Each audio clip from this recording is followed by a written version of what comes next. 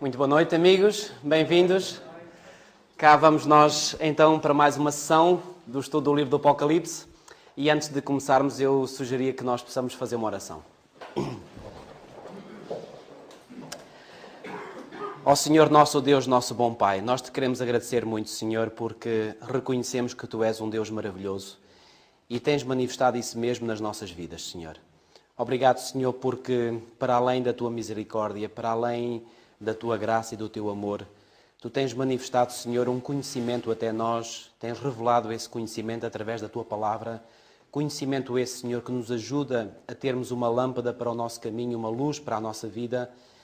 E queremos te pedir, Senhor, que verdadeiramente, ao estudarmos aprofundadamente este livro da revelação de Jesus Cristo, que é o livro do Apocalipse, verdadeiramente o Teu Espírito nos ilumina as nossas mentes e nós possamos compreender, Senhor, as mensagens importantíssimas que este livro contém, Senhor.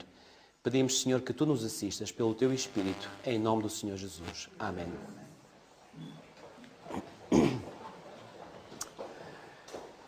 Ora bem, antes de nós entrarmos hoje no assunto desta noite, eu gostaria, creio que não o fiz logo na primeira noite, gostaria de ler dois textos bíblicos, um no Antigo Testamento em primeiro lugar, que está no livro de Provérbios.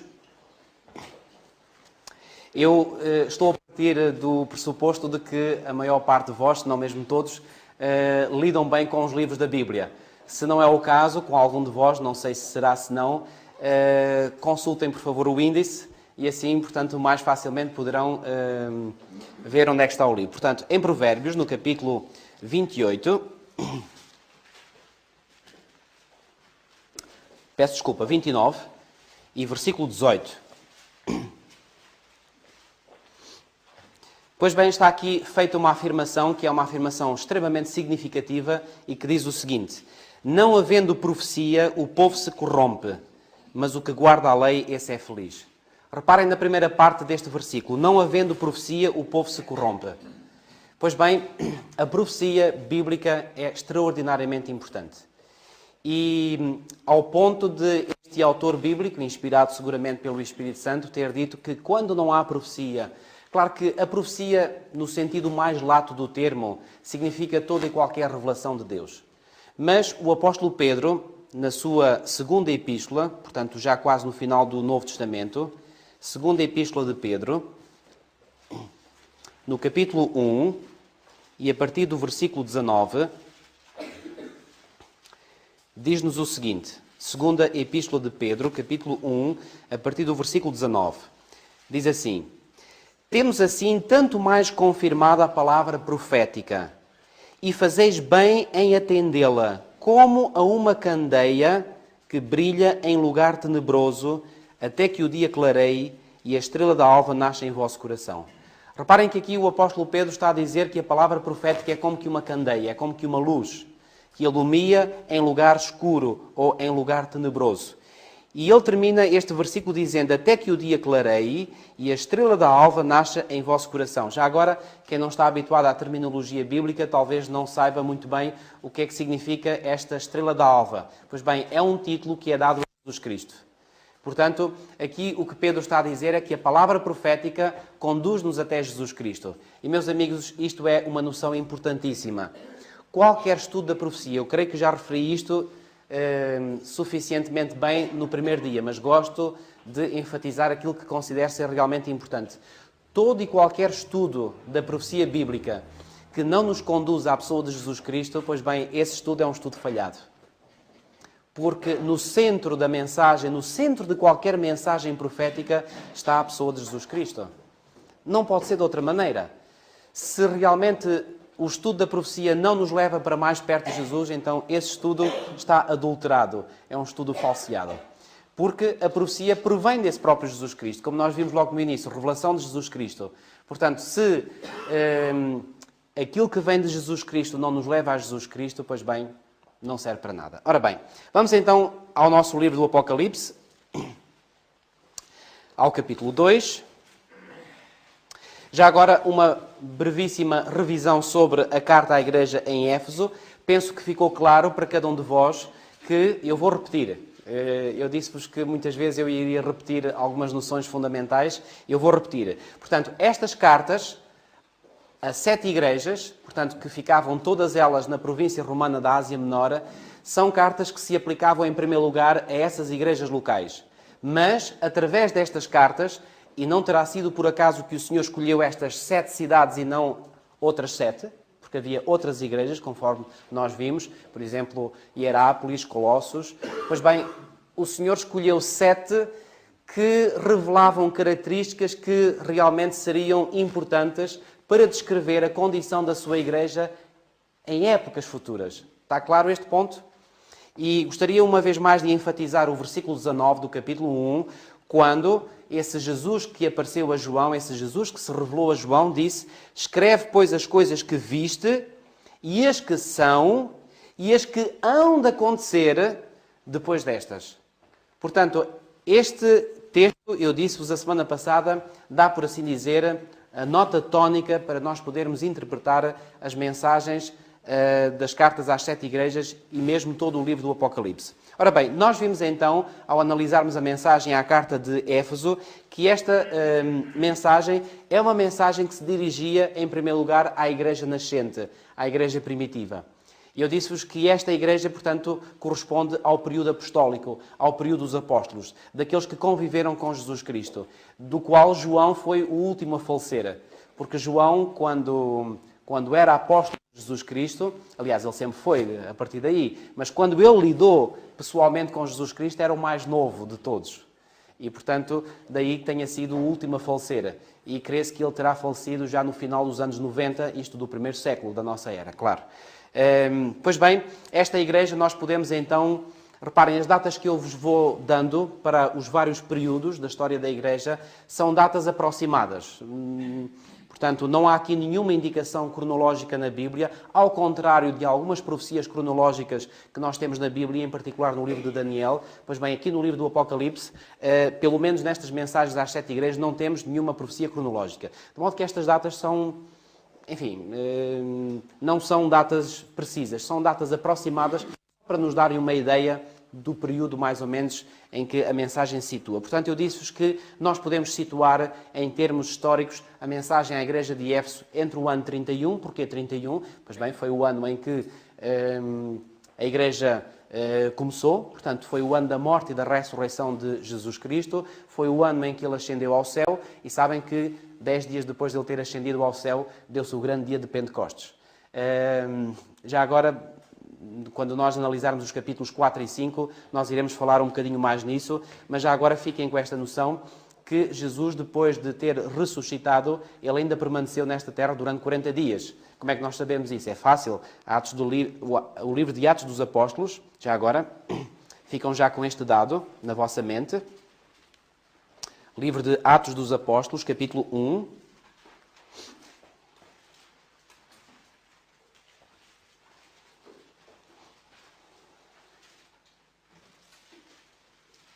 Vamos ler o versículo 3. O autor do livro de Atos é o mesmo autor do Evangelho de Lucas, ou seja, Lucas, que Paulo chama em Colossenses 4.4 de Lucas, o médico amado. Portanto, ele diz aqui, Lucas, capítulo 1, versículo 3, a estes também, depois de ter padecido, se apresentou vivo, com muitas provas incontestáveis. Lucas aqui a dizer, portanto, que Jesus, depois de ter ressuscitado, apresentou-se vivo, com muitas provas incontestáveis. Ou seja, a ressurreição, no parecer deste evangelista, era um facto incontestável. Com muitas provas incontestáveis, aparecendo-lhes durante quantos dias? 40 dias. E falando das coisas concernentes ao reino de Deus. Pois bem, Jesus Cristo morreu numa sexta-feira, ressuscitou num domingo. Já agora um bocadinho de parênteses aqui para dizer que há alguns que põem isto em causa, não são muitos, mas já houve e há uma denominação que pôs isto em causa. Portanto, que Jesus não morreu numa sexta-feira, nem ressuscitou num domingo. Bom, isso iria nos levar por outro caminho, mas nós podemos provar biblicamente que assim foi. Portanto, Jesus morreu numa sexta-feira, ressuscitou num domingo e 40 dias depois de ele ter ressuscitado é que ele ascendeu ao céu. Pois bem, 10 dias depois, e porquê é que nós podemos dizer que são 10 dias? Porque deu-se a festa em Jerusalém chamada a Festa de Pentecostes, e essa festa tinha esse nome precisamente porque, reparem no prefixo da palavra Pentecostes, vem de penta, que significa 5 ou 50. Aqui há ali um outro prefixo que eu não sei agora de memória qual é, que significava 50. Ou seja, a festa de Pentecostes era uma festa que se realizava precisamente 50 dias após a festa de quê? Da Páscoa. E é interessante, Jesus Cristo morreu exatamente no período pascal. Esta Páscoa, atenção, não compreendamos a Páscoa da altura em que Jesus morreu com a Páscoa como hoje nós ouvimos falar. Era a Páscoa como era celebrada no calendário religioso judaico. E essa festa da Páscoa, como era realizada pelos judeus, teve início, a primeira festa de Páscoa foi realizada, sabem aonde? Para quem conhece, Êxodo capítulo 12, no Egito ainda. Portanto, foi quando os filhos de Israel, portanto, saíram, estou a dizer filhos de Israel, a descendência de Israel, de Jacó, que desceu para o Egito, pois bem, uns anos depois, ao saírem do Egito, celebraram a primeira Páscoa. E, portanto, Jesus Cristo vai, portanto, também celebrar essa Páscoa e, finalmente, no tempo da Páscoa é que Jesus morre. É interessante, isto é um estudo fascinante que eu gosto de fazer, que mostra que, reparem bem, profecia de Daniel 9, para aqueles que estudaram o livro de Daniel, acompanharam o estudo do livro de Daniel. Daniel 9, profecia cronológica, ou seja, profecia que nos dá um tempo, indicava-nos o ano em que Jesus iria iniciar o seu ministério. Mas, finalmente, nós vemos também que Jesus morreu exatamente no período da Páscoa. Não é por acaso que o apóstolo Paulo vai chamar a Jesus o nosso Cordeiro Pascal, porque Jesus veio efetivamente como Cordeiro Pascal e morreu na altura da Páscoa. Isto para dizer o quê? Só aqui um pequeno parênteses para dizer que o ministério de Jesus aconteceu precisamente no tempo em que estava previsto. E há um texto de Paulo em Gálatas 4.4, fiquem com esta noção, já agora muito rapidamente. São noções periféricas que aparentemente podem não ter nada a ver, mas que eu gosto de apresentar porque depois ajudam-nos a ver o quadro de uma forma mais ampla. Gálatas capítulo 4 e versículo 4. Este é um texto em que Paulo refere a vinda de Cristo, ou seja, o nascimento de Jesus. Gálatas capítulo 4 e versículo 4, que diz o seguinte: vindo, porém, a plenitude do tempo, Deus enviou o seu Filho, nascido de mulher, nascido sob a lei. Quando é que Deus enviou o seu Filho? Segundo o apóstolo Paulo, na plenitude do tempo. E esta palavra plenitude, ou que foi traduzida para plenitude, vem de uma palavra grega, pleuroma, que significa realmente quando se completou o tempo. Ou seja, a noção que Paulo aqui transmite é que quando no calendário divino soou ou chegou o dia que estava já marcado pela providência de que Jesus deveria vir, ele veio. Nem mais um ano, nem menos um ano, naquele exato momento. Aliás, mesmo antes da ascensão de Jesus, já agora, desculpem lá, só mais este pormenor, voltemos a Atos 1, se não se importam. Atos capítulo 1. Depois de Jesus ter ressuscitado já, portanto, e antes de ascender aos céus, os seus discípulos fazem-lhe uma pergunta que os preocupava, uma pergunta que manifesta uma preocupação que ia no coração deles. Atos capítulo 1 e versículo 6. Aqui está a pergunta que os discípulos exprimiram diante de Jesus. Então os que estavam reunidos lhe perguntaram: Senhor, será este o tempo em que restauras o reino a Israel? Isto é incrível. Esta pergunta manifestava aquilo que ia na mente e no coração dos discípulos. Lembram-se que Jesus disse a determinada altura, em Mateus 12:34, que o coração, a boca fala do que está cheio o coração. E, portanto, para os discípulos terem feito esta pergunta, isto só prova que aquilo que ia no coração deles era realmente a antevisão de quando é que o reino de Israel seria restaurado. Já pensaram bem nisto? Cristo já tinha passado pela morte, já tinha ressuscitado e os pobres dos discípulos ainda tinham a convicção de que o reino de que Jesus veio estabelecer era o reino terreno de Israel. E Jesus vai ter que lhes desmistificar mais uma vez essa ideia. Reparem, o que é que isto mostra? E eu não é, digamos, Não é por acaso que eu estou a fazer referência a isto. Reparem, se os próprios apóstolos, que conviveram intimamente com Jesus durante 3 anos e meio, chegaram ao fim do ministério de Jesus Cristo, viram a sua morte, viram a sua ressurreição, ou puderam ver por factos incontestáveis que Jesus realmente tinha ressuscitado. Se apesar de tudo isto, eles ainda tinham uma noção falsa, não será possível nós admitirmos que ainda hoje possa haver cristãos que tenham noções falsas? Tudo é possível.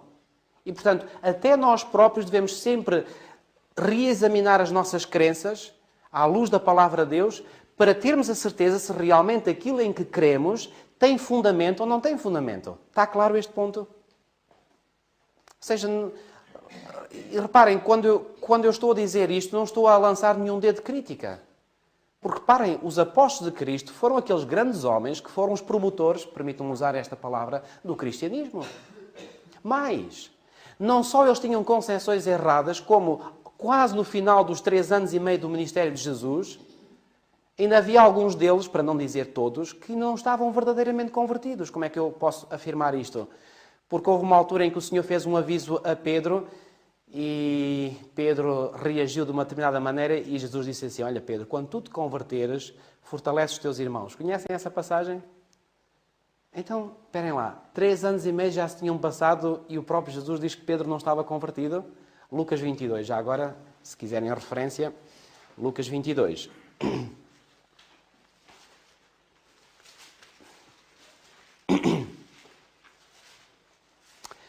A partir do versículo 31, Lucas 22, a partir do versículo 31. Simão, Simão, eis que Satanás vos reclamou para vos peneirar como trigo. Eu, porém, roguei por ti, para que a tua fé não desfaleça. Tu, pois, quando te converteres, fortalece os teus irmãos. O que é que esta afirmação de Jesus pressupõe? Pressupõe ou não pressupõe que Pedro, naquela altura em que Jesus lhe está a falar, ainda não estava convertido? Porque ele diz, quando te converteres. O que é que isto quer dizer? No tempo futuro, quando te converteres, então faz uma coisa, fortalece os teus irmãos. E já repararam aqui num outro aspecto muito importante? Diz aqui, eu porém roguei por ti para que a tua fé não desfaleça. Sabem, amigos, muitas vezes nós apenas imaginamos as orações como sendo orações por nós proferidas em direção a Cristo. Nós aqui encontramos um Cristo que está a orar por um dos seus apóstolos. E eu pergunto, a Bíblia diz-nos em Hebreus 13:8 que Jesus Cristo é o mesmo ontem, hoje e eternamente. Se Cristo é o mesmo ontem, hoje e eternamente, e se o Cristo de então, ou seja, de outros tempos, foi capaz de orar por um dos seus discípulos, apóstolos, aliás, João 17 mostra-nos que ele orou por todos. Eu pergunto, se Jesus orou pelos seus apóstolos, será que ele não ora hoje pelos seus apóstolos e discípulos igualmente? E a minha profunda convicção é que sim, Jesus Cristo ora por nós. E eu penso que esta noção é uma noção extraordinariamente forte, porque muitas vezes nós pensamos que a nossa fé depende das nossas orações. E eu digo-vos uma coisa, não sei se vou chocar alguém. Se a nossa fé dependesse só das nossas orações, o que é que seria de nós? A nossa fé depende essencialmente daquilo que Jesus faz por nós. O apóstolo João cativou esta ideia quando ele vai dizer em 1 João 4, versículo 18 ou 19, nós o amamos porque ele nos amou primeiro. O nosso amor por Deus, a nossa fé por Ele, tudo vem em primeiro lugar dele. Ou seja, reparem como esta noção vai desmistificar algumas ideias de que é pelos nossos esforços, é pelos nossos méritos que nós conquistamos a afeição de Deus. Errado, totalmente errado. Quando nós chegamos a fazer alguma coisa por Deus, já Ele fez imensas coisas por nós. Quando nós chegamos a orar ao Senhor, já Ele orou por nós. Quando nós chegamos a amar a Jesus, já Ele nos amou em primeiro lugar. Quando nós buscamos ao Senhor, já Ele nos buscou em primeiro lugar. Aliás, logo no início da Bíblia nós vemos que quem é que foi à procura de quem? Foi Adão e Eva que foram à procura de Deus ou foi Deus que foi à procura de Adão e Eva? Foi Deus que foi à procura de Adão e Eva. Bom, meus amigos, depois desta breve introdução, vamos voltar então ao livro do Apocalipse.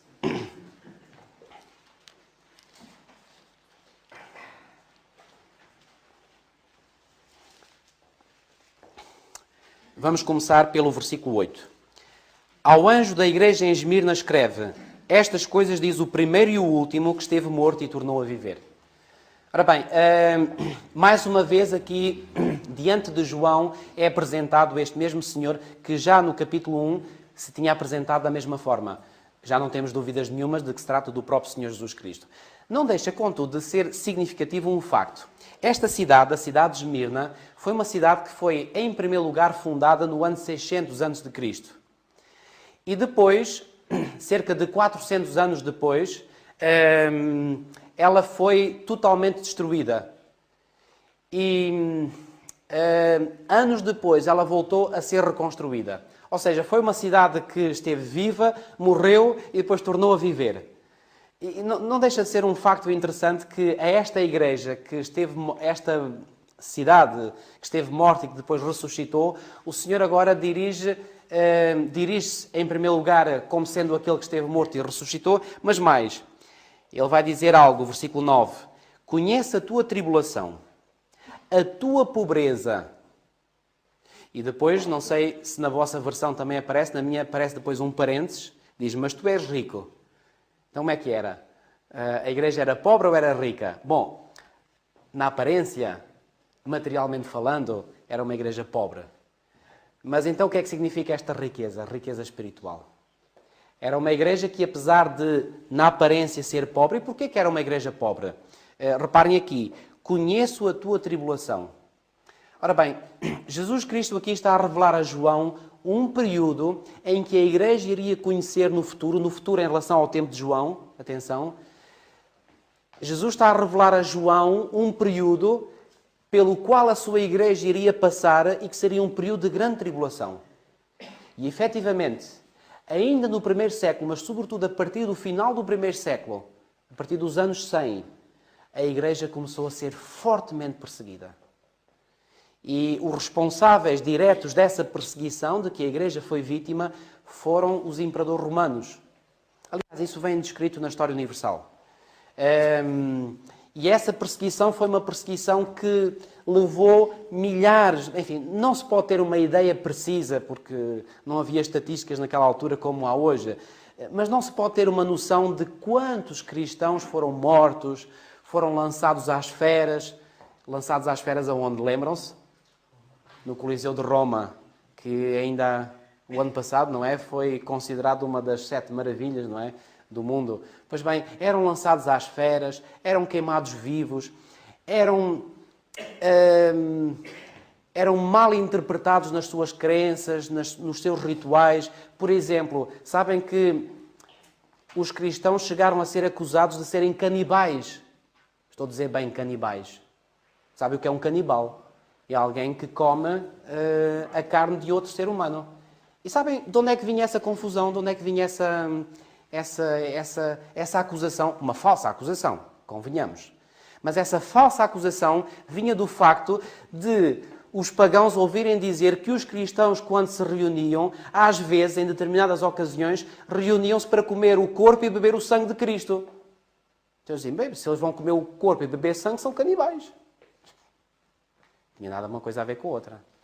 Mas ouviam falar das reuniões em que havia reuniões de fraternidade, de comunhão, de amor fraternal, e então, como se vivia numa época de grande licenciosidade moral, pensavam que os cristãos se reuniam para grandes orgias.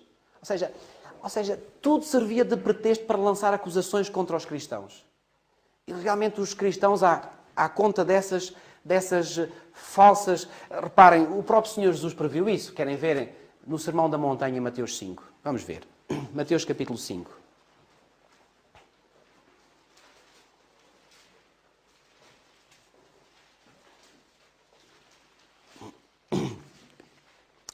Mateus no capítulo 5 e vamos ler os versículos 11 e 12.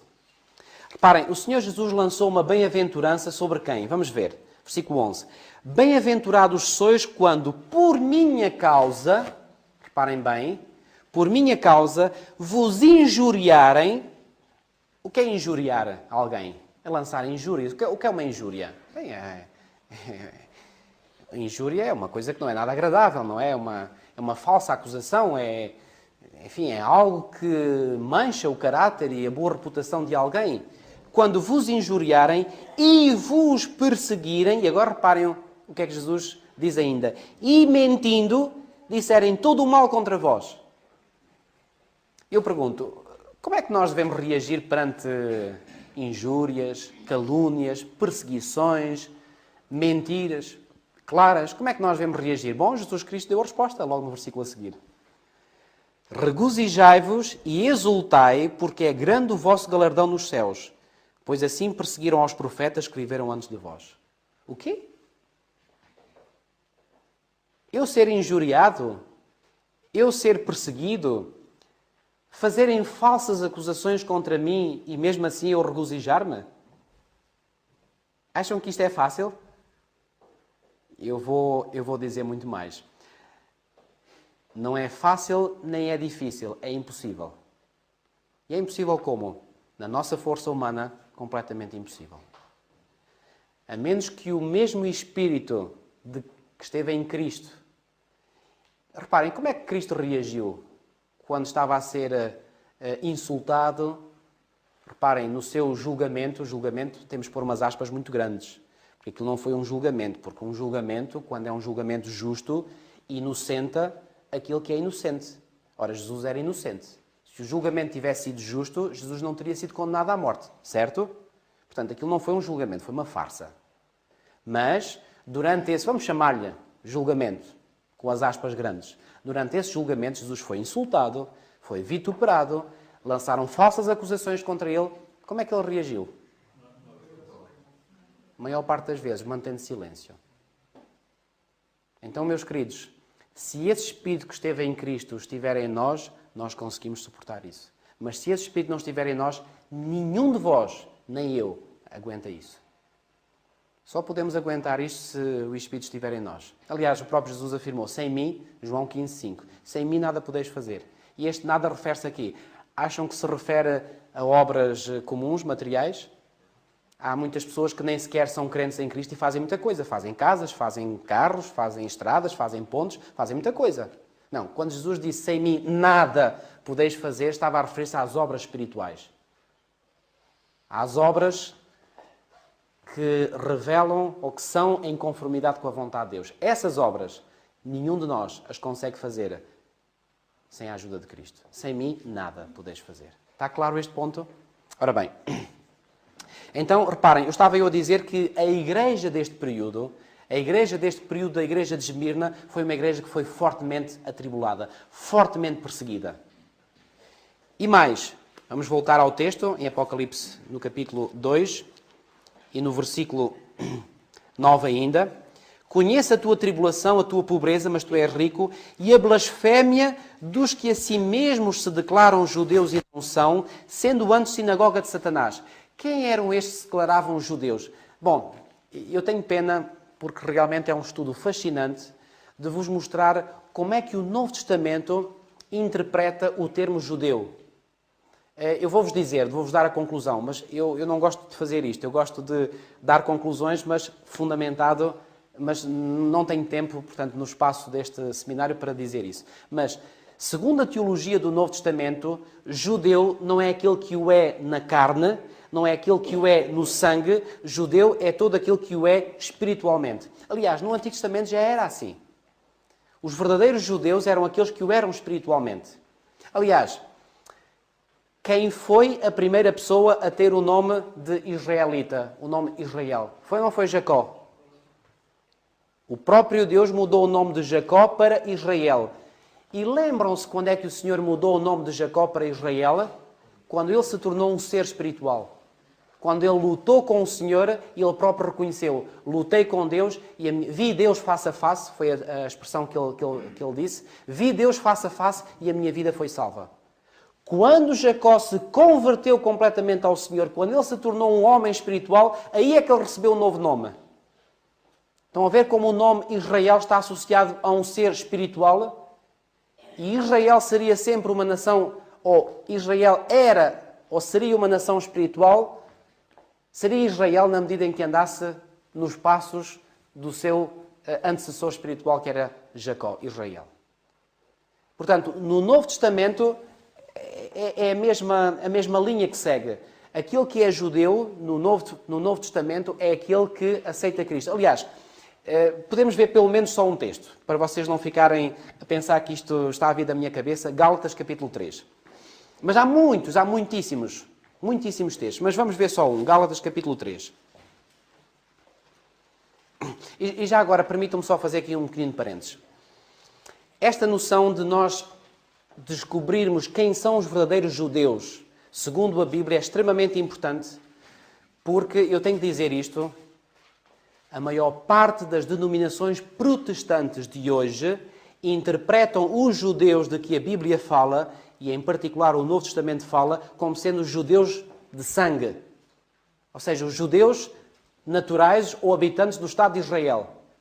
É uma interpretação completamente errada e que leva a conclusões erradíssimas. E eu posso-vos aqui dizer, e reparem, estou a falar de um assunto do qual eu conheço bem, tenho estudado bem. E tive o privilégio de, em 2003, ter conhecido um irmão nosso, americano, de nome Steve Olberg. Conheci-o pessoalmente e falei com ele, isto quando eu estive nos Estados Unidos, e eu fiz-lhe esta pergunta. Diga uma coisa, essa concepção errada que existe nos meios protestantes em geral, de certo modo, acha que ela influencia os governantes ou a política norte-americana? E a resposta que ele me deu foi imediatamente, sim, influencia. Sabem que os Estados Unidos são uma nação de grande tradição cristã, protestante sobretudo. E esta noção errada, que tem ganhado cada vez mais adeptos nos meios protestantes, reparem, muitos dos últimos presidentes norte-americanos têm sido pessoas que são protestantes. Este presidente Bush já ouvi, não me lembro, sei que o Clinton era batista do Sul, este também é episcopal. Mas ele era de uma igreja metodista, exatamente, eu acho que é isso. Se ele se ligou ao catolicismo agora, não sei, mas basicamente ele era metodista. E, portanto, como protestantes que são, eles obviamente são influenciados pelo pensamento que predomina nas suas congregações. E, segundo esse ponto de vista de que a Bíblia, quando se refere aos judeus, se refere aos judeus literais, pois bem, é que surge em parte aquela ideia de que os Estados Unidos, sendo uma nação abençoada por Deus, reparem, a maior parte dos americanos, e sobretudo dos evangélicos conservadores, tem esta noção de que os Estados Unidos são uma nação privilegiada e que é honrada por Deus. E então, eles acham que, como nação que é privilegiada nos tempos atuais por Deus, tem o dever de ajudar o Estado de Israel. Não é por acaso, reparem, não estou aqui a falar isto pela minha apetência por assuntos políticos, não é nada disso. Estou a falar disto para vos mostrar como é que às vezes uma distorção daquilo que a Bíblia diz pode levar a erros políticos terríveis, sobretudo quando os políticos são pessoas de cariz religioso. Então, quando vocês ouvem as notícias, às vezes, sobretudo aqueles que são opositores a Israel e aos Estados Unidos, uma das coisas que criticam é que os Estados Unidos apoiam sempre Israel. E é verdade. É um facto. Não estou a dizer se é bom ou se é mau. Não estou a dar nenhum valor moral a isso. Estou a dizer que é um facto. Os Estados Unidos normalmente apoiam Israel. E sabem porquê que os Estados Unidos apoiam Israel? Precisamente porque a maior parte dos governantes dos Estados Unidos são de formação religiosa protestante, e há esta noção de que os Estados Unidos têm o dever político de ajudar o Estado de Israel. Porquê? Porque interpretam a questão dos judeus na Bíblia como se referindo aos judeus literais, aos judeus carnais. Quando a Bíblia é bem lida e bem entendida, nós temos que interpretar os judeus no sentido espiritual e não carnal. Portanto, eu só vos levantei um bocadinho do véu para vocês compreenderem o porquê de eu estar a referir a este aspecto. Vamos lá a Gálatas 3, Gálatas capítulo 3.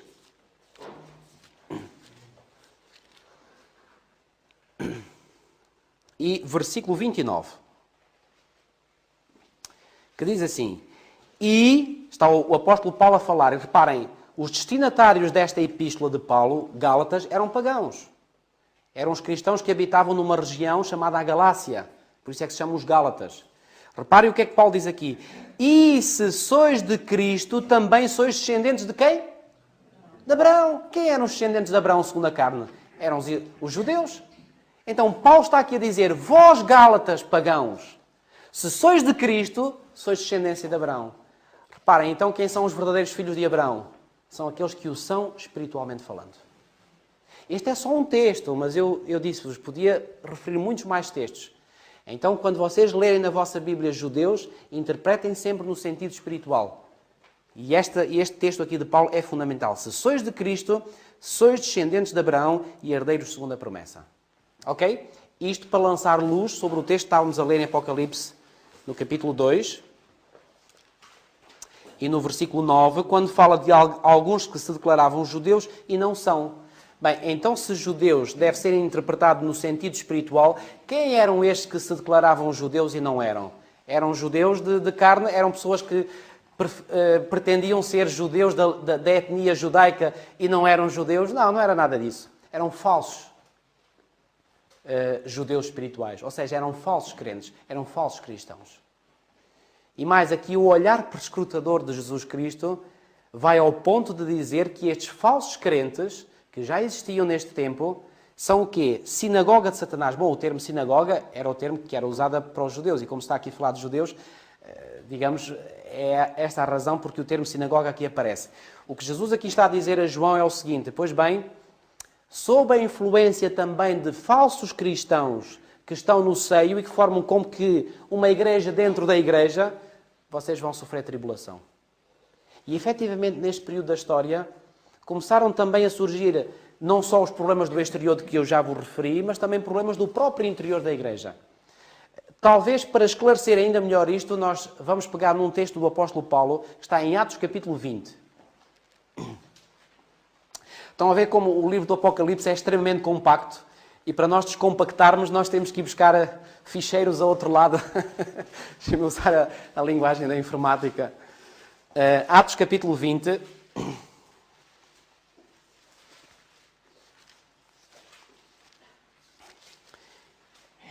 E vamos ler a partir do versículo 27. Paulo está a falar com os presbíteros, com os anciãos da igreja de Éfeso. Encontrou-se com eles na praia de Mileto. Já agora, versículo 17. De Mileto mandou a Éfeso chamar os presbíteros da igreja. E quando se encontraram com ele, versículo 18, disse-lhes: vós bem sabeis como foi que me conduzi entre vós em todo o tempo, desde o primeiro dia em que entrei na Ásia, servindo ao Senhor com toda a humildade, lágrimas e provações, que pelas ciladas dos judeus me sobrevieram. Estes judeus eram judeus mesmo literais. Reparem, às vezes o contexto também nos ajuda logo a saber de que tipo de judeus é que Paulo aqui estava a falar. Aqui é claro. Jamais, versículo 20, jamais deixando de vos anunciar coisa alguma proveitosa e de vos ensinar publicamente e também de casa em casa. Passemos então ao versículo 27. Versículo 26, se me permite. E, portanto, eu vos protesto no dia de hoje que estou limpo do sangue de todos. Que noção é esta? É uma noção que está expressa no livro de Ezequiel e que diz o seguinte: se eu disser a ti para tu falares ao perverso e tu falares, e se ele continuar no seu mau caminho, então a responsabilidade da perda dele recai inteiramente sobre ele, não sobre ti. Mas se eu disser para tu falares ao perverso e tu não falares, o perverso vai morrer, mas eu vou pedir contas a ti também, não teres chamado a atenção. Então o que Paulo aqui está a dizer é o seguinte: eu estou,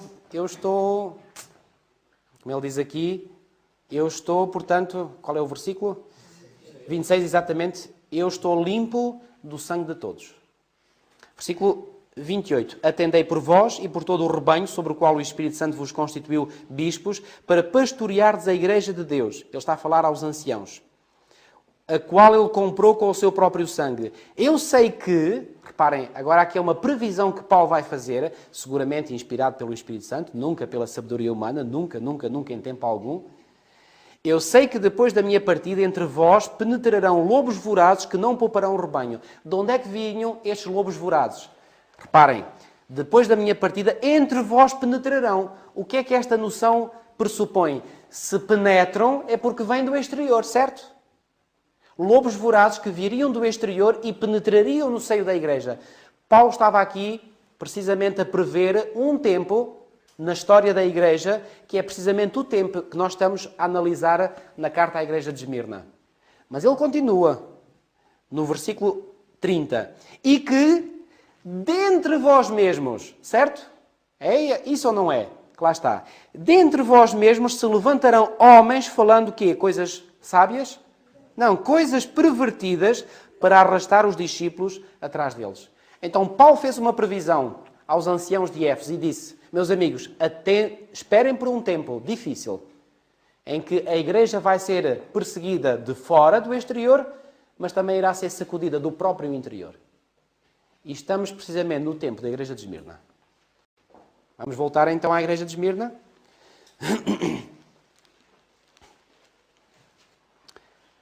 Eu vou repetir mais uma vez o versículo 9. Conheço a tua tribulação, a tua pobreza, mas és rico, e a blasfémia dos que a si mesmos se declaram judeus e não são, sendo antes sinagoga de Satanás. Ou seja, o Senhor Jesus estava aqui a prever um tempo em que a igreja sofreria uma tribulação, por um lado, sofrendo de fora e também sofrendo de dentro. Sabem que qualquer pessoa com o mínimo de inteligência sabe que em qualquer organização, seja ela de que tipo for, política, religiosa, sei lá, do que for, essa organização está muito mais exposta a grandes riscos se o perigo vier do interior do que se vier do exterior. Porque muitas vezes, reparem, vamos imaginar, por exemplo, um grupo, um exército. E esse exército vai combater um outro inimigo, um outro exército inimigo. Agora imaginem se no interior do exército há indivíduos que são falsos, que são traidores desse mesmo exército onde aparentemente estão a servir. Eu digo aparentemente porque não estão a servir esse, estão a servir às vezes o exército do inimigo. Muitas vezes esses indivíduos infiltrados no seio do exército ou da organização fazem muito mais estragos do que os inimigos que vêm de fora. Porque aqueles que vêm de fora, eles sabem que são de outra cor. Agora, aqueles que aparentam ter a mesma cor são muito mais perigosos. Pois bem, a igreja cristã, segundo este oráculo, revelado a João, esteve muito cedo na sua história exposta a grandes riscos vindos do interior dela própria. E estes riscos vindos do interior vieram a ser muito mais fatais para a igreja do que os riscos que vieram de fora. Fiquem com esta noção. Está claro isso? A seguir. Versículo 10. Agora vem o consolo. O Senhor fez uma previsão que não é nada agradável, previsão sombria, mas agora vem o consolo do Senhor. É sempre assim.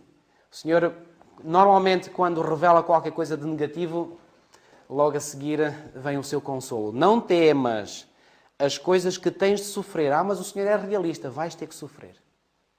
Não temas as coisas que tens de sofrer. Eis que o diabo está para lançar em prisão alguns dentre vós. Estão a ver? Tempos difíceis que viriam sobre a igreja. E já agora permitam-me aqui enfatizar um bocadinho mais um aspecto primordial. O Senhor está claramente a dizer que a origem desta tribulação viria de quem? Viria da parte de Deus?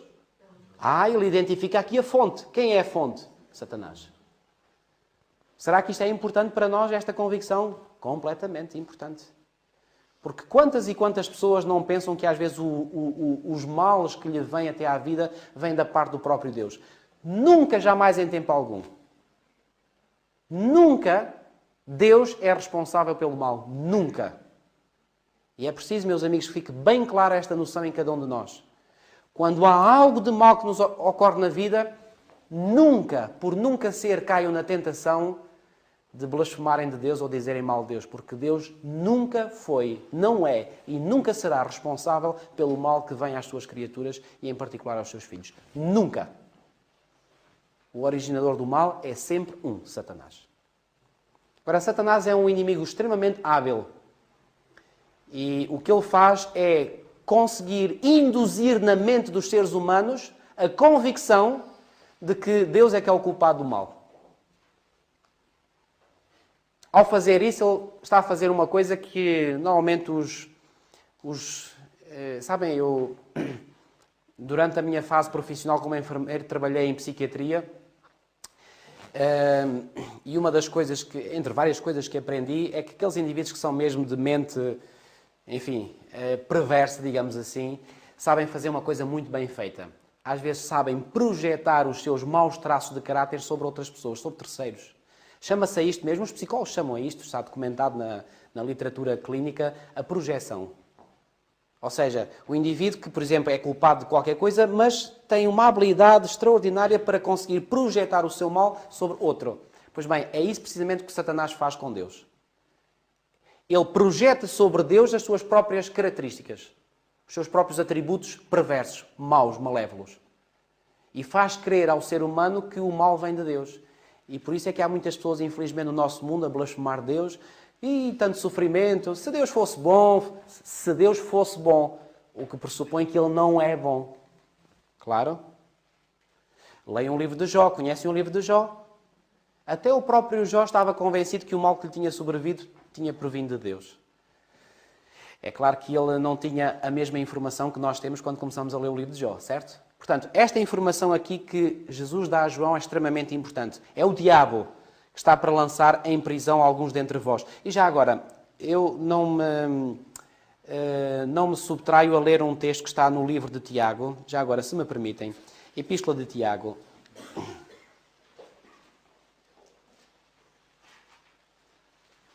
Falando até da tentação, Tiago nem está aqui a falar do mal, está a falar da tentação que... Porque reparem, a tentação, se não for consumada, nunca produz mal. Ou seja, é uma fase anterior ao mal. E falando da tentação, Tiago diz em Tiago, portanto quase no final do Novo Testamento, antes de Hebreus, Tiago capítulo 1 e versículo 13, ninguém, é a advertência, é o conselho que Tiago dá, ninguém ao ser tentado diga, sou tentado por Deus, porque Deus não pode ser tentado pelo mal e Ele mesmo a ninguém tenta. A ninguém. Deus não é o responsável pelo mal, meus amigos. Nunca isso aconteceu. Quando há calamidades, nunca isso provém de Deus, nunca. Mas se vocês ainda, na vossa mente, ainda podem ter alguma resta de dúvida, por favor, tirem essa dúvida da vossa mente. Deus é um Deus que não é responsável por mal nenhum. Pelo contrário, Deus é um Deus de amor, é um Deus de bondade. Apocalipse, capítulo 2, mais uma vez. Eis que o diabo está para lançar em prisão alguns dentre vós para ser expostos à prova e tereis tribulação de 10 dias. Há aqui esta indicação de que havia 10 dias de tribulação tem um caráter cronológico. Sabem que em profecia um dia equivale a quanto? A um ano. Estou a partir deste pressuposto porque aqueles que estudaram ou seguiram o seminário de Daniel seguramente aprenderam isso. Pois bem, um dia equivale a um ano. Então, estes 10 dias equivalem a 10 anos. E, de facto, há um facto curioso, enfim, curioso porque vem ao encontro deste oráculo profético. No ano 303 da nossa era, houve o imperador Diocleciano, que mandou destruir tudo o que era dos cristãos. Então foram destruídos templos, foram destruídas casas dos cristãos. Bom, os templos também não eram muitos, porque eles não tinham liberdade para se reunir, mas alguns lá construíam, às vezes, casas de adoração em locais... Enfim, mandou que isso fosse destruído, as casas... Enfim, os bens dos cristãos foram confiscados e iniciou-se uma terrível perseguição, uma das mais implacáveis. Estima-se, não se tem a certeza, estima-se que nesta perseguição que começou com Diocleciano no ano 303 e que terminou precisamente 10 anos depois, em 313, estima-se que cerca de 500 mil de cristãos foram mortos. 500 mil pessoas, naquela altura era muita gente, porque o mundo não tinha a população que tem hoje. Certo? Ora, em 311 já a coisa começou a aliviar um pouco, mas finalmente foi só no ano 313 que, com o decreto de um outro imperador romano, neste caso o imperador Constantino, finalmente Constantino disse: ok, dou ordem para que os cristãos possam reedificar as suas igrejas, possam ter as suas casas, ter as suas propriedades, e a partir de agora o cristianismo é a religião oficial do Império. Ano 313. Ele fez isso com um édito que ficou conhecido na história como o Édito de Milão. E porquê Milão? Porque foi assinado na cidade italiana de Milão, que ainda hoje conserva o mesmo nome, no norte da Itália. Reparem, 303, 313, 10 anos. Versículo 11. Versículo 10 ainda. Sê fiel até à morte e dar-te-ei a coroa da vida. O que é que o Senhor Jesus está a pressupor com isto? Que muitos cristãos deste período iriam conhecer a morte. Mas a promessa que o Senhor faz é ser fiel até à morte. E eu dar-te a coroa da vida. Parece um paradoxo. Tu vais morrer, mas na morte vais encontrar a vida. O cristianismo tem estes paradoxos maravilhosos. Aliás, reparem, quando Jesus morreu na cruz do Calvário, aparentemente, e aos olhos humanos, foi a maior derrota que as forças do bem poderiam alguma vez ter. Pois bem, nessa grande derrota foi a maior vitória de todos os tempos. Jesus Cristo conquistou completamente aquilo que tinha sido perdido por Adão e Eva para o inimigo. Pois bem, versículo 11. Quem tem ouvidos ouça o que o Espírito diz às igrejas. Lembram-se deste pormenor que eu vos chamei a atenção? Ou seja, não era só esta mensagem, não era só para a igreja de Esmirna. Era para todas as igrejas. E já, a propósito, sabem que o nome Esmirna vem de um termo que significa mirra. É de uma combinação da palavra mirra. E mirra era uma substância com a qual se embalsamavam os mortos. Estão a ver? Não deixa de ser curioso esta associação do nome Esmirna, que provém de mirra, e mirra que era usada para descrever, reparem, o nome Esmirna para descrever o estado de uma igreja que iria conhecer muitos mortos. Pode-se dizer que o período da história da igreja cristã mencionado por esta igreja, aliás, alguns historiadores mesmo declaram que foi a era dos mártires. Portanto, foi uma igreja muito manchada de sangue. Ok? Vamos passar à igreja seguinte, o tempo está...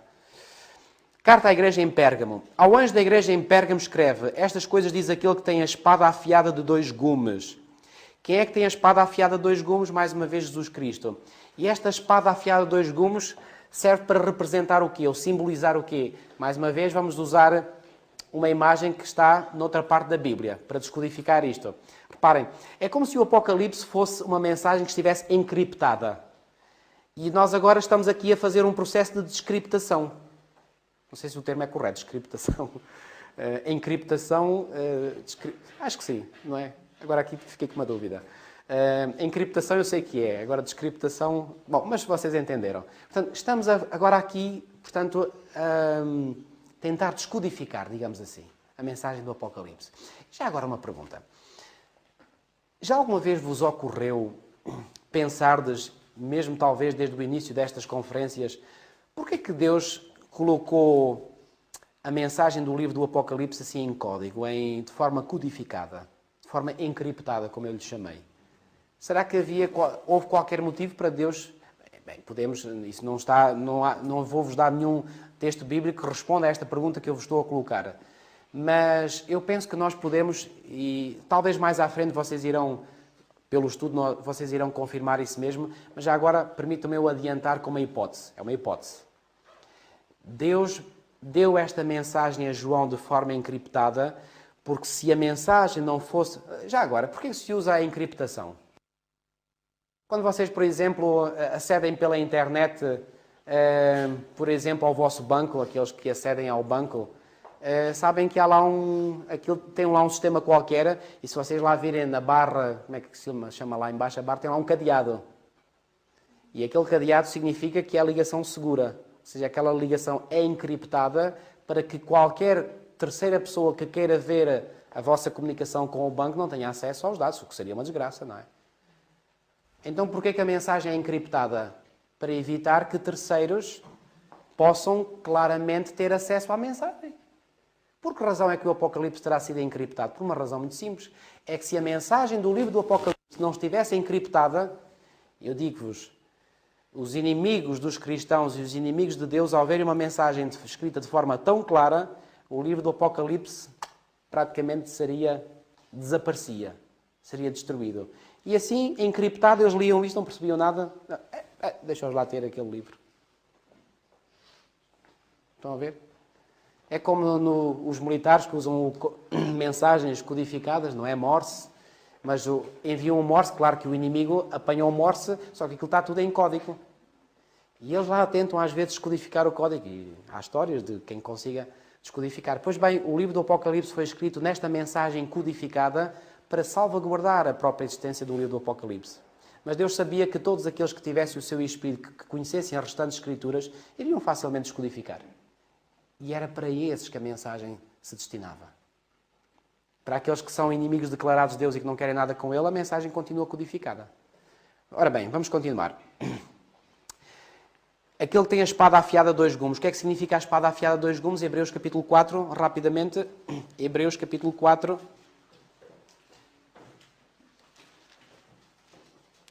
Versículo 12.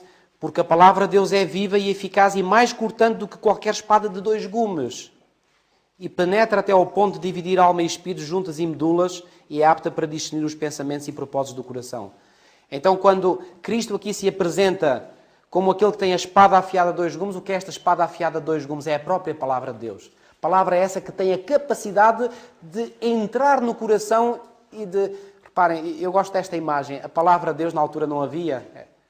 A palavra de Deus é como que um raio-x. Melhor do que isso, é uma ressonância magnética. E capta tudo o que lá está dentro. Não a matéria física, não, a matéria mesmo espiritual, que está cá nos nossos pensamentos, nos nossos espíritos. A palavra de Deus vê isso. Então, é essa palavra que aqui diz: conheço o lugar em que habitas. Por outras palavras, era uma maneira de introduzir e dizer: não há segredos que vocês tenham escondidos perante mim. Eu conheço tudo. Conheço o lugar em que habitas, onde está o trono de Satanás. Uau! Isto já começava a ficar pior.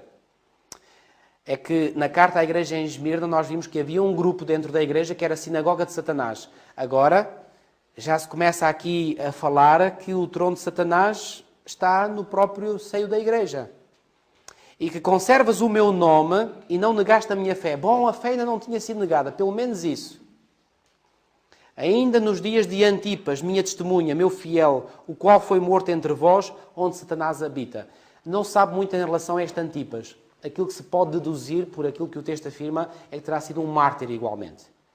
Mas um mártir que foi morto onde? Entre vós. Ou seja, um mártir cristão que foi morto pelos de dentro, por inimigos internos. Versículo 14. Tenho todavia contra ti algumas coisas, pois que tens aí os que sustentam a doutrina de Balaão, o qual ensinava a Balaque a armar ciladas diante dos filhos de Israel para comerem coisas sacrificadas aos ídolos e praticarem a prostituição. Outro sim, também tu tens os que da mesma forma sustentam a doutrina dos Nicolaitas. Já tínhamos visto na carta à igreja de Éfeso que a doutrina dos Nicolaitas era quê? Lembram-se de eu vos ter dito, não se sabe muito bem se foi o próprio Nicolau, o tal diácono que tinha sido escolhido pela igreja primitiva, segundo o relato de Atos 6. Não se sabe se teria sido o próprio Nicolau que criou esta doutrina ou se foram os seus seguidores, seus discípulos, que, interpretando mal os ensinos do seu mestre, criaram. De qualquer modo, a doutrina dos Nicolaitas era uma doutrina que levava à licenciosidade, à devassidão moral. E agora reparem na progressão. Na carta à igreja em Éfeso, o Senhor diz, capítulo 2, versículo 6, tens contudo a teu favor que odeias as obras dos Nicolaitas, as quais eu também odeio. Ou seja, no período da igreja de Éfeso, a igreja no seu geral ainda odiava as obras dos Nicolaitas. Agora, aqui no período da igreja de Pérgamo, diz, outro sim, também tu tens os que da mesma forma sustentam a doutrina dos Nicolaitas. O que é que isto pressupõe? Passou-se de um momento em que se odiava a doutrina para um momento quase de aceitação. Então o que é que isto pressupõe? Desde Éfeso até Pérgamo houve um declínio na espiritualidade da igreja. Está claro este ponto? Já agora, há bocadinho não referi datas para a igreja de Esmirna. Portanto, a igreja de Esmirna, o período é de 100, do ano 100, portanto, quando termina o outro, até o ano 313. Porquê 313? No ano 313, devido ao tal Édito de Milão, do imperador Constantino, isso foi um grande virar na página da história. Portanto, terminou o período das perseguições romanas, pagãs, e agora iniciou-se um novo período. Agora, na igreja de Pérgamo, é a partir de 313. Ou seja, entramos num novo período da história da igreja. E este período, já estamos a ver, a espiritualidade da igreja está a decair. Ok? Versículo 16. Portanto, arrepende-te. E se não, venho a ti sem demora e contra eles pelejarei com a espada da minha boca. Quem tem ouvidos, ouça o que o Espírito diz às igrejas. Ao vencedor dar-lhe-ei do maná escondido, bem como lhe darei uma pedrinha branca, e sobre essa pedrinha escrito um nome novo, o qual ninguém conhece, exceto aquele que o recebe. Estão a ver aqui mais uma vez, por esta referência ao nome novo, a questão da espiritualidade que eu vos falei há pouco em relação aos judeus. Quando Jacó se converteu verdadeiramente ao Senhor, recebeu ou não recebeu um novo nome? Quando Abraão verdadeiramente se converteu, recebeu ou não recebeu um novo nome? Passou de Abrão a Abraão. Quando Paulo se converteu, ou melhor, Saulo de Tarso se converteu, recebeu ou não recebeu um novo nome? Recebeu. E temos outros exemplos bíblicos de pessoas que, quando se converteram verdadeiramente ao Senhor, foi-lhes dado um novo nome, como que para significar, és uma nova pessoa, és um novo homem. Aliás, Paulo vai exprimir esta grande verdade dizendo, quem está em Cristo, nova criatura é. As coisas velhas já passaram, eis que tudo se fez novo. Então, como que para afirmar que agora és um novo homem, és uma nova pessoa, tens um novo nome. Então, meus amigos, aqui esta mensagem, portanto, que ao vencedor dá-lhe-ei do maná escondido e um novo nome, é uma mensagem que é endereçada àqueles que seriam vencedores. E esta imagem da pedrinha branca, conta-se que na igreja, na cidade de Pérgamo, aliás, nos tribunais havia, portanto, o juiz, não é? E havia os jurados, depois havia os advogados, etc.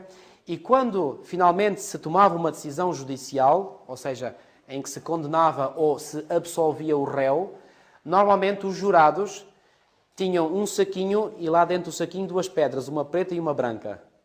Então, se eles mostrassem diante do tribunal a pedra preta, era sinal de que condenavam o réu. Se eles, pelo contrário, apresentassem a pedra branca, isto é um dado histórico, se apresentassem a pedra branca, significava que davam a sua absolvição. E o Senhor vai-se usar desta imagem para dizer, aquele que é vencedor, eu vou-lhe dar uma pedra branca, ou seja, absolvição. E Paulo vai dizer em Romanos 8.1, agora, pois, nenhuma condenação há para os que estão em Cristo Jesus. Absolvição total, plena. O que é que isto mostra? E já agora, no final, e encerrar esta carta à igreja de Pérgamo, que neste período de Pérgamo, embora fosse um período em que a igreja entrasse em declínio espiritual, mesmo assim, ainda havia alguns no seu interior que eram fiéis e que seriam vencedores e que iriam receber uma pedra branca, iriam receber um novo nome como confirmação de que eles se renderam inteiramente a Jesus Cristo. Está claro este ponto? Alguma dúvida? Muito rapidamente, se calhar da próxima semana vou dar alguns detalhes mais de Tiatira, mas vamos mesmo assim ler toda a mensagem a Tiatira. Ao anjo da igreja em Tiatira, escreve: estas coisas diz o Filho de Deus, que tem os olhos como chama de fogo e os pés semelhantes ao bronze polido. Mais uma vez uma imagem que João viu logo no capítulo 1. Conheça as tuas obras, uma vez mais. Reparem que este conheça as tuas obras é quase como que um refrão. Reparem no capítulo 2, versículo 2, conheça as tuas obras. No versículo 13 diz, conheço o lugar em que habitas. Aqui no versículo 19, conheça as tuas obras. No capítulo 3, versículo 1, conheça as tuas obras. No versículo 8, conheça as tuas obras. Estamos perante um Deus que conhece todas as coisas.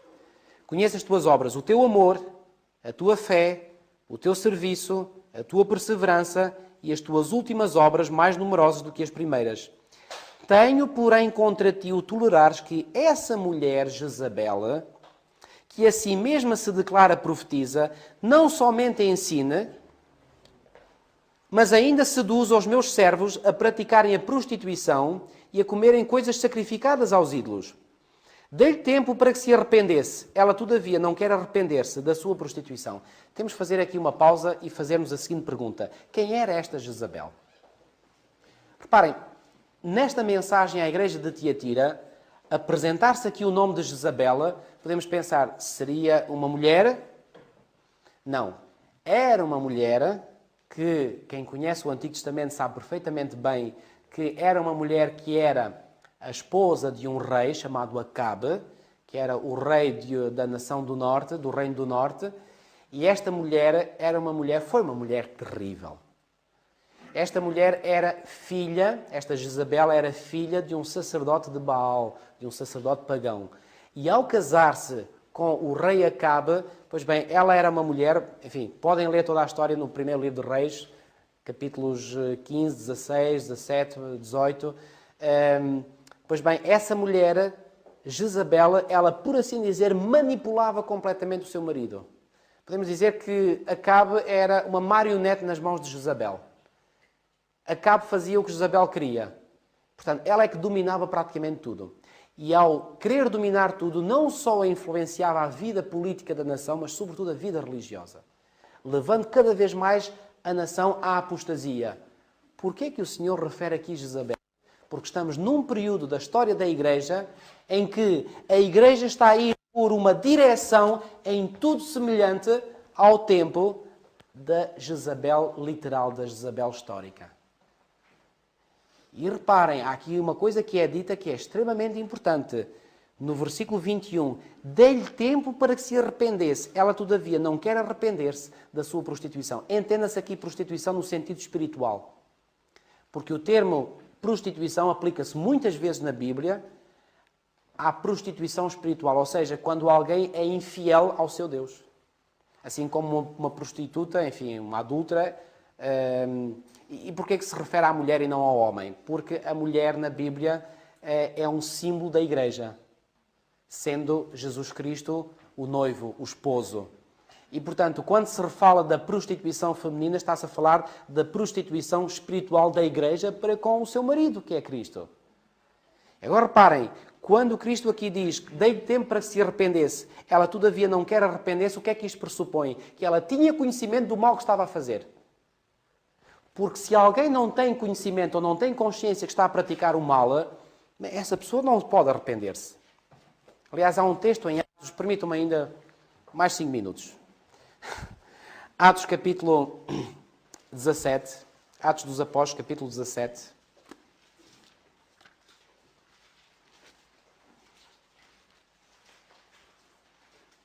E no versículo 30 nós lemos o seguinte. Paulo está a falar no Areópago, em Atenas, na Grécia Antiga, e diz o seguinte.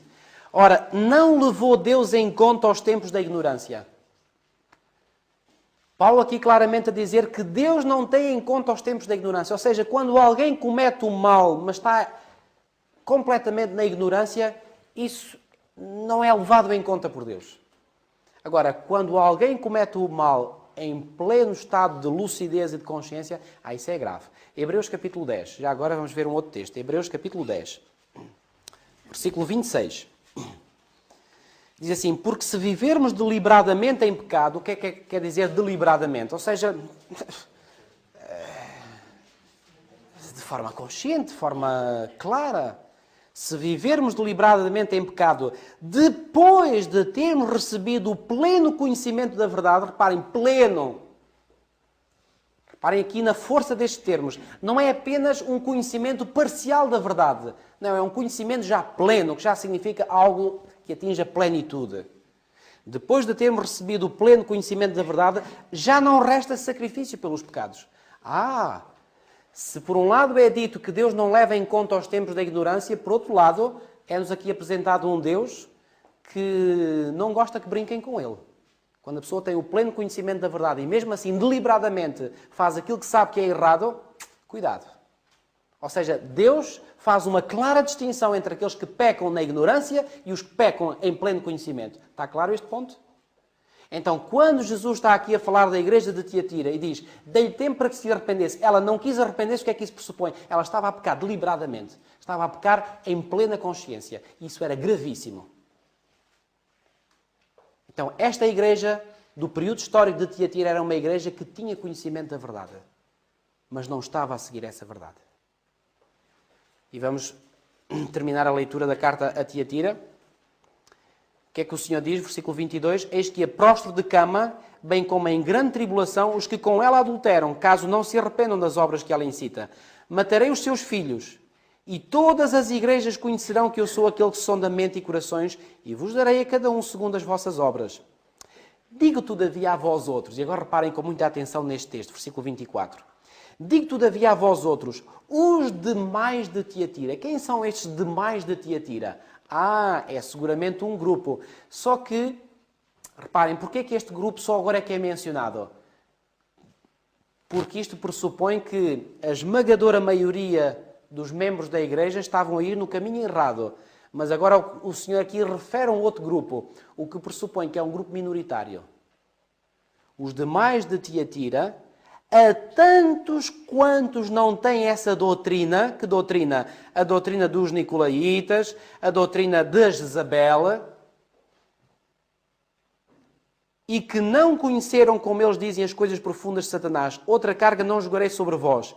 Tão somente conservai o que tendes até que eu venha.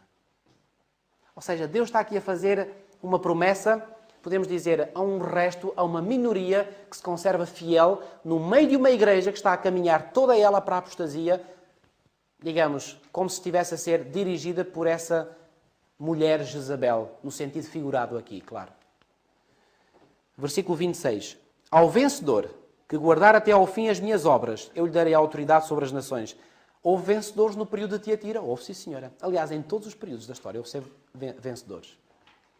E com cetro de ferro a regerá e a reduzirá a pedaços como se fossem objetos de barro. É interessante. A igreja deste período sofreu, sobretudo, devido à autoridade, a própria autoridade da igreja, a autoridade eclesiástica. E o Senhor agora aqui dá uma compensação ao vencedor, como que para compensar o facto de ele ter sido mártir sob o efeito da autoridade eclesiástica. Tu estás a sofrer sobre a autoridade eclesiástica, pois bem, a ti, que és vencedora, um dia eu te darei autoridade a ti.